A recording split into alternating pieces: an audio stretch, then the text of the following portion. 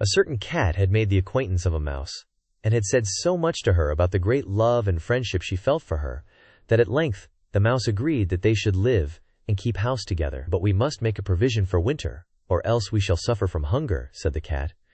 "And you, little mouse, cannot venture everywhere, or you will be caught in a trap some day." The good advice was followed, and a pot of fat was bought, but they did not know where to put it. At length, after much consideration, the cat said, "I know no place where it will be better stored up than in the church, for no one dares take anything away from there. We will set it beneath the altar, and not touch it until we are really in need of it." So the pot was placed in safety, but it was not long before the cat had a great yearning for it, and said to the mouse, "I want to tell you something, little mouse. My cousin has brought a little son into the world, and has asked me to be godmother. He is white with brown spots, and I am to hold him over the font at the christening. Let me go out today, and you look after the house by yourself." "Yes, yes," answered the mouse, "by all means go, and if you get anything very good to eat, think of me. I should like a drop of sweet red christening wine myself." All this, however, was untrue.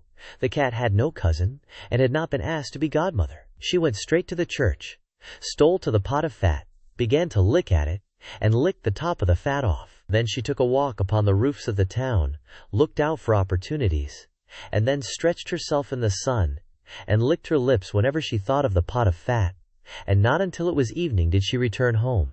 "Well, here you are again," said the mouse. "No doubt you have had a merry day." "All went off well," answered the cat.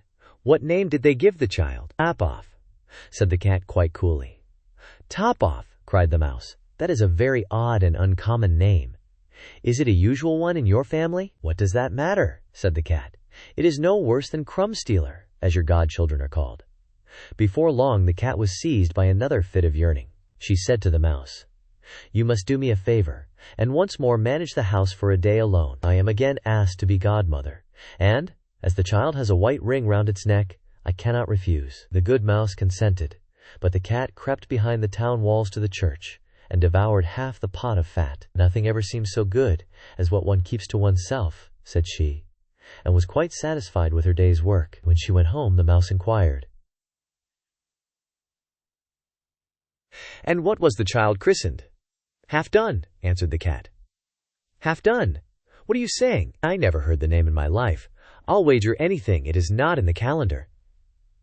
The cat's mouth soon began to water for some more licking. "All good things go in threes," said she. "I am asked to stand godmother again. The child is quite black, only it has white paws. But with that exception, it has not a single white hair on its whole body. This only happens once every few years. You will let me go, won't you?" "Top off." "Half Done," answered the mouse.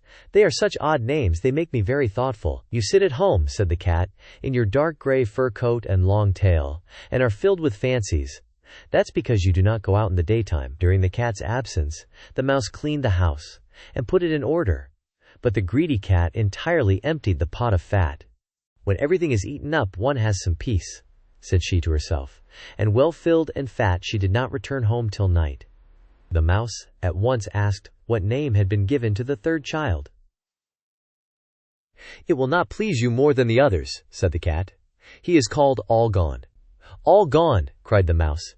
"That is the most suspicious name of all. I have never seen it in print. All Gone. What can that mean?"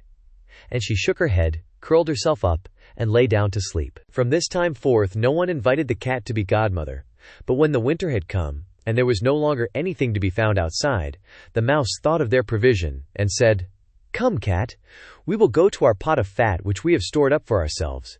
We shall enjoy that." "Yes," answered the cat, "you will enjoy it as much as you would enjoy sticking that dainty tongue of yours out of the window." They set out on their way, but when they arrived, the pot of fat certainly was still in its place, but it was empty. "Alas," said the mouse, "now I see what has happened. Now it comes to light. You are a true friend. You have devoured all when you were standing godmother. First Top Off, then Half Done, then—" "Will you hold your tongue?" cried the cat. "One word more, and I will eat you too." All Gone was already on the poor mouse's lips. Scarcely had she spoken it, before the cat sprang on her, seized her, and swallowed her down. Verily, that is the way of the world.